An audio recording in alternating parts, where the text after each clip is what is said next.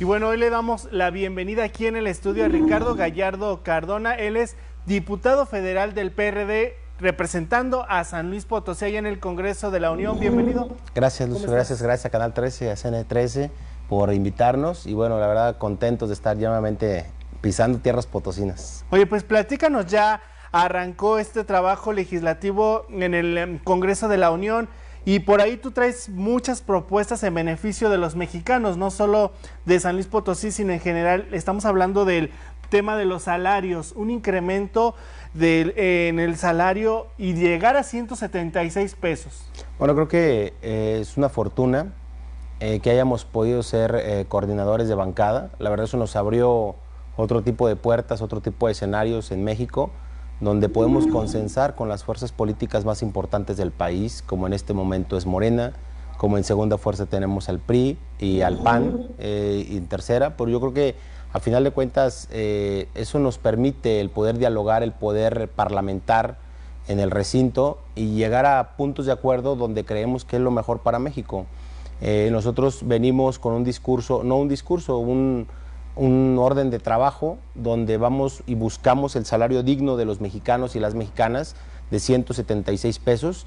El primer día, la primera sesión, el 1 de septiembre, emplazamos a la bancada de Morena, que es la más grande en este momento en el Congreso, a que a partir del 1 de enero del 2019 todos los mexicanos y las mexicanas cuenten con un salario digno mínimo de 176 pesos por 8 horas de trabajo. ¿Esto a qué nos conlleva? A subir el nivel de vida en los mexicanos, en el país, sacar de la pobreza a más de 50 millones de mexicanos, pero lo más importante es que existen más de 29 millones de mexicanos y mexicanas que viven todavía hasta el día de hoy con un salario mínimo de 88 pesos. Entonces vamos a aligerar la carga de más de 29 millones de mexicanos y mexicanas que en este momento van a poder tener lo doble de lo que en este momento están ganando. Pongo un ejemplo y una duda que muchos me comentaron y que en redes sociales se polemizó en mi página en días pasados. Empezaron a preguntarme mucha gente que lo único que le tenían miedo al salario digno, a que subiera, es que les iba a subir el Infonavit. Entonces, esa pregunta a lo mejor para muchos es intrascendental, pero para muchos sí tienen esa duda, ¿no? ¿Qué va a pasar con el Infonavit?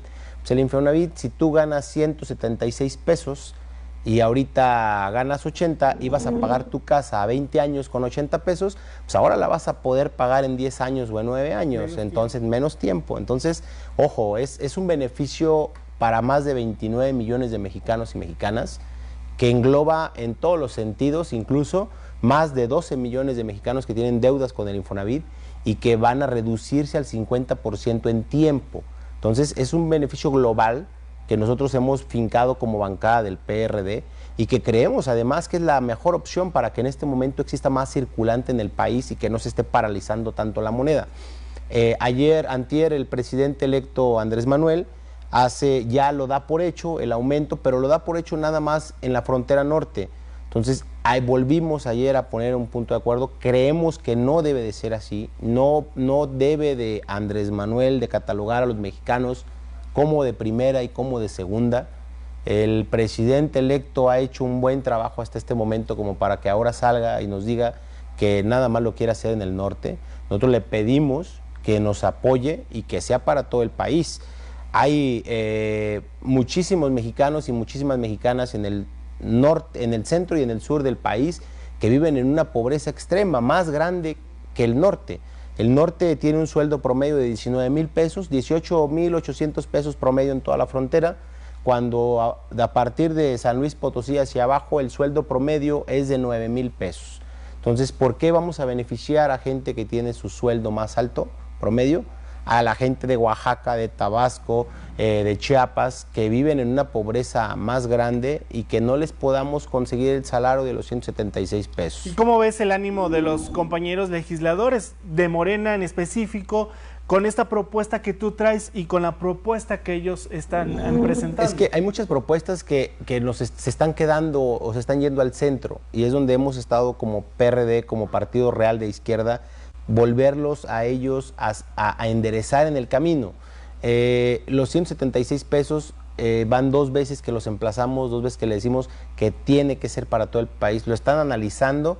Ojalá y que en ese análisis y que la misma sociedad nos apoye comentando en redes sociales, pidiéndoles a la gente morena que cumplan sus promesas, que no se equivoquen. El pueblo tiene mucha esperanza en ellos y yo creo que eso, a final de cuentas, si no se logra, va a ser un gran descalabro para el país y más para el país, para los millones de mexicanos que votaron por un partido político y que creyeron en ese partido político. Nosotros sí creemos que lo podemos lograr en base a que el fundamento es real. Los 176 pesos tienen que ir a la gente que más lo necesita. Había un eslogan del presidente electo que cuando fue con nosotros candidato en el 2012, que causó mucho furor en las bases y decía, primero los pobres. Nosotros emplazamos a la bancada de Morena a que efectivamente primero los pobres se vayan con un salario digno y después pensemos en la frontera norte. Así, y con los compañeros de las otras bancadas ya se tuvo acercamiento, se planteó ya esta propuesta. Ya lo tuvimos. ¿Qué opinaron? Ya lo tuvimos, la verdad están de acuerdo. O sea, las demás bancadas estamos de acuerdo, creemos que se puede lograr porque es un beneficio para, te repito, directo para más de 29 millones de personas, directo. Un beneficio global para 50 millones, 55 millones de mexicanos y mexicanas que viven en la pobreza. Entonces, yo creo que no es nada despreciable el buscar cambiar la vida de tanta gente y que nosotros creemos que a final de cuentas es lo que le puede ahorita empezar a aligerar la carga a todo un país completo. Y bueno, no solamente en el Congreso de la Unión, la bancada del PRD está analizando este tema del aumento salarial, también están analizando el tema del presupuesto y hay análisis en partidas específicas para el sector educativo. Sí, ya estamos analizando el tema del presupuesto, incluso ahorita como bancada estamos analizando el tema específico de las universidades públicas. Ya tuvimos acercamiento por ahí con jóvenes de la Universidad de Guadalajara, de la Universidad de Morelos, donde estamos viendo la manera de buscar un mejor presupuesto para las universidades públicas, pero en verdad un presupuesto directo, no un presupuesto disfrazado como muchas veces se ha venido llevando a cabo. Nosotros creemos que el presupuesto de más del 3% nada más a ciencia y tecnología puede dar un auge superior a la educación en México y que también los jóvenes se estén preparando para otro tipo de épocas que incluso no nada más son tecnológicas, también son salariales. Alguien que se prepare bien universitariamente no va a aspirar a un sueldo de los 9,000 pesos promedio. Vamos a buscar sueldos de 20, 30 mil pesos, que eso le den al país una mejor capacidad económica para poder administrarse. Ahorita nosotros hemos buscado un acercamiento con el rector de San Luis Potosí porque creemos que la autónoma en San Luis Potosí también padece de presupuesto y que nosotros lo vemos reflejado, muchas veces la gente no se da cuenta, pero los que en verdad han ido a presentar fichas a la autónoma se dan cuenta que más del 50% no pueden entrar a estudiar por la falta de capacidad o de espacios. Entonces eso es muy importante ponerlo y ojalá y que el rector de San Luis Potosí se deje ayudar en ese sentido, porque hoy el presupuesto se va a manejar de diferente manera de cómo se han venido manejando anteriormente. Entonces ya hemos estado platicando con universidades de todo el país, es nuestra responsabilidad como legisladores y más como grupo parlamentario poder lograr un mejor presupuesto en educación y ciencia y tecnología, pero también lleva al lado muchos satélites que pudieran cambiar los presupuestos, por eso queremos su punto de opinión de ellos, queremos que ellos nos hagan un plan de trabajo y nos digan con esto salgo o con esto casi saldría, y nosotros buscar hacerles llegar a ellos el recurso por medio de diferentes dependencias, incluso por una modificación presupuestal que va a llegar a la Cámara, que nosotros tendremos acceso a moverla y que eso para San Luis Potosí también puede ser una gran ayuda. Entonces, nosotros queremos ayudar a San Luis Potosí porque los jóvenes de San Luis Potosí son los que le van a dar el cambio al Estado. No se lo van a dar los políticos, ni los nuevos partidos políticos que acaban de llegar al Congreso, ni se lo va a dar ningún personaje activo en este momento. Se lo van a dar los mismos jóvenes en el Estado de San Luis Potosí. Ese cambio es de los jóvenes. Y es lamentable que en otros países se apoye mucho el sector educativo, la ciencia y la tecnología, y que los jóvenes han sobresalido, mientras en México es al revés, los jóvenes sobresalen pero no se les apoya mucho en este tema. Sí, yo creo que nosotros estamos de acuerdo en que el presidente electo quiere ayudar a los jóvenes por medio de becas, pero creo que debe de ser más allá. No tiene que ser un cambio tan radical y tan de izquierda o un cambio tan socialista. Yo el darle una beca a un joven porque no tiene trabajo, pues lo voy a hacer que esté recibiendo un dinero y que no vaya a trabajar o que no busque el trabajo porque recibe la beca. Entonces quitas esa productividad del joven, no lo alientas a ir más allá de sus capacidades porque se va a conformar con cobrar 3,600 pesos al mes, quedarse en su casa y no salir de su casa. Entonces yo creo que esos 3,600 pesos deberían de ir mejor a sus estudios directamente, ¿sí? Y que buscar que ese joven salga más allá de un trabajador promedio. ¿Habría que replantear esa propuesta? Hay que replantearla, sin lugar a duda. O sea, si en verdad queremos a los jóvenes, no los hagamos flojos. Tratemos mejor de ayudarlos en un buen sentido, de decir, y no buscar los 3,600 pesos para los jóvenes. Busquemos 5,000, 6,000, 7,000, 10,000 pesos para los jóvenes. O sea, yo creo que hasta 3,600 es insuficiente para ellos. Pero etiquetémoselos y pongámoselos en educación. Que esa va a ser la mejor herramienta para que ellos en un futuro no muy lejano, a corto plazo, van a poder estar cobrando en corporativos, que es la diferencia, cobrar en un corporativo de 15 a 30 mil pesos, a cobrar en una zona industrial el sueldo mínimo, que esperemos sean los 176 pesos, ¿sí? Y seguir recibiendo una pensión o una beca por parte de la presidencia de 3,600. Entonces, yo creo que esa no es la situación o no es la solución para el país, más sin embargo la queremos apoyar porque creemos que ahorita en este momento sí se ocupa. Muy bien, y bueno, también uno de los temas que se ha estado discutiendo en el Congreso de la Unión es de desaparecer precisamente la evaluación a los maestros. Por ahí ya hay iniciativas para analizar este tema y que, bueno, dejaría fuera a muchos maestros con capacidades para estar al frente de un grupo. Sí, yo creo que la reforma educativa nunca fue una reforma educativa, fue una reforma administrativa. Tomando en cuenta eso, partiendo de eso, yo te quiero decir que nosotros como bancada estamos de acuerdo en que se derogue la reforma educativa, pero también estamos de acuerdo en que se deben de quedar cosas que realmente sí fueron importantes para la vida educativa en el país. Te pongo un ejemplo rápido. ¿Cuántos maestros se quedaron sin actualizarse durante los últimos 20 años?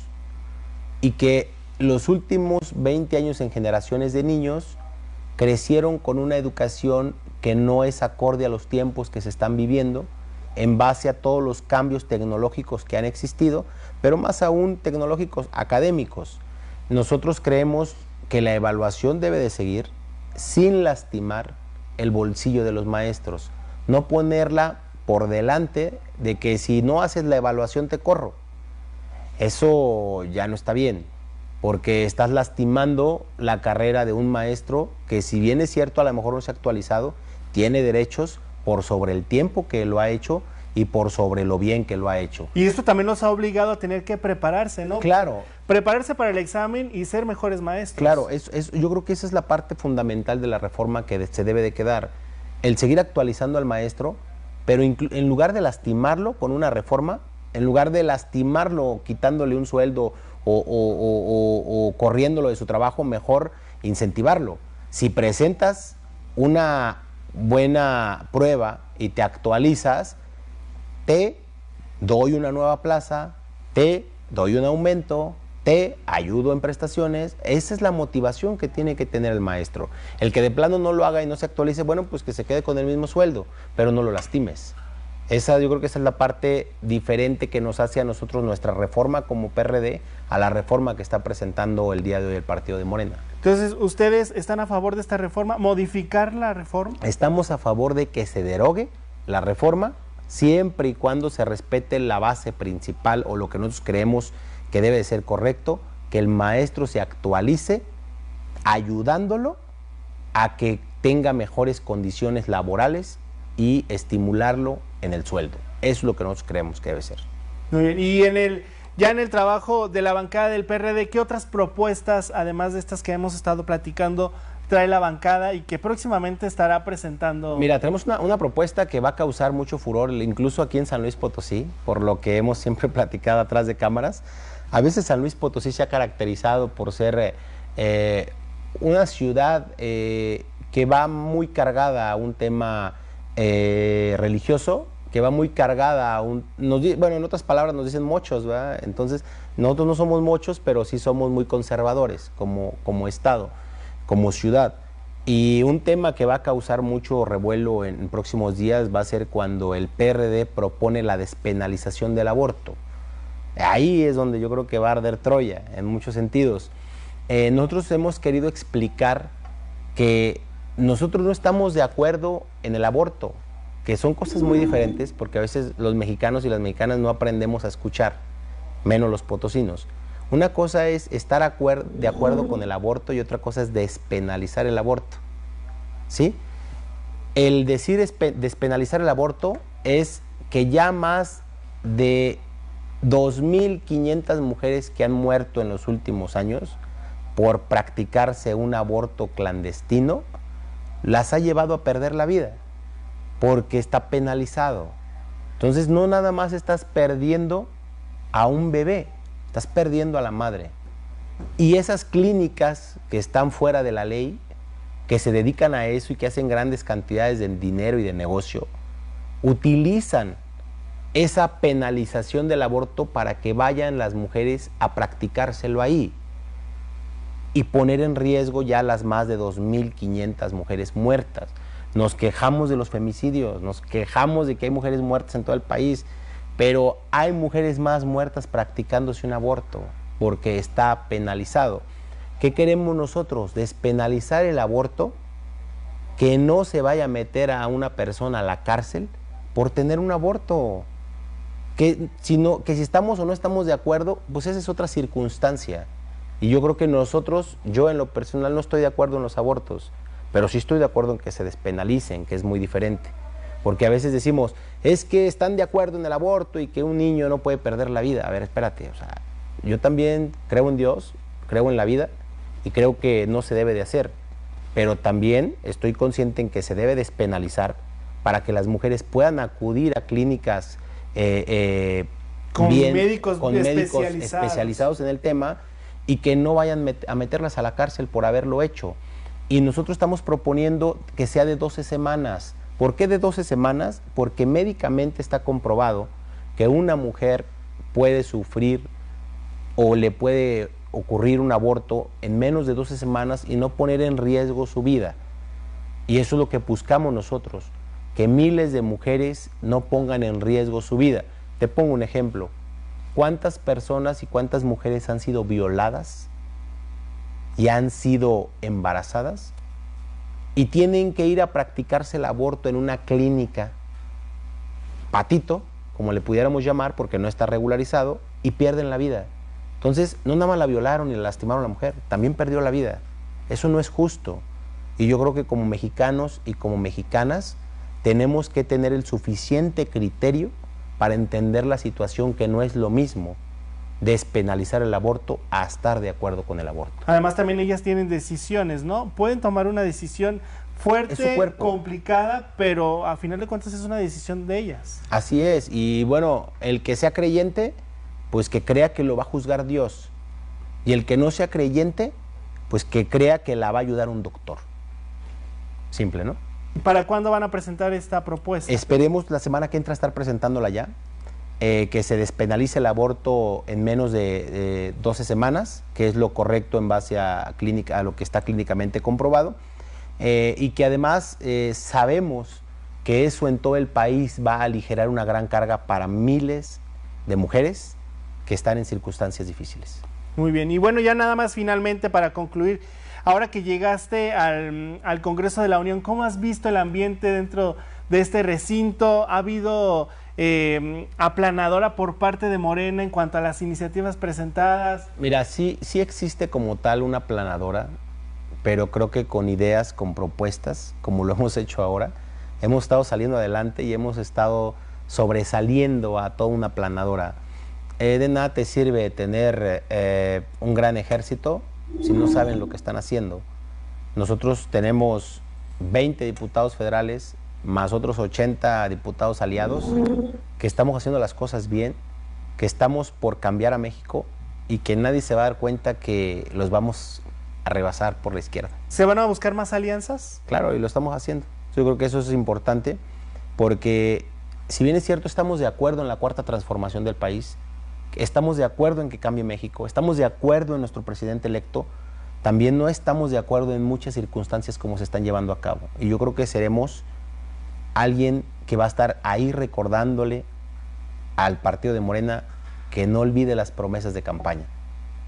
Reforma educativa, reforma energética. El uso de la campaña de Morena fue bajaremos los hidrocarburos y todos lo recordamos.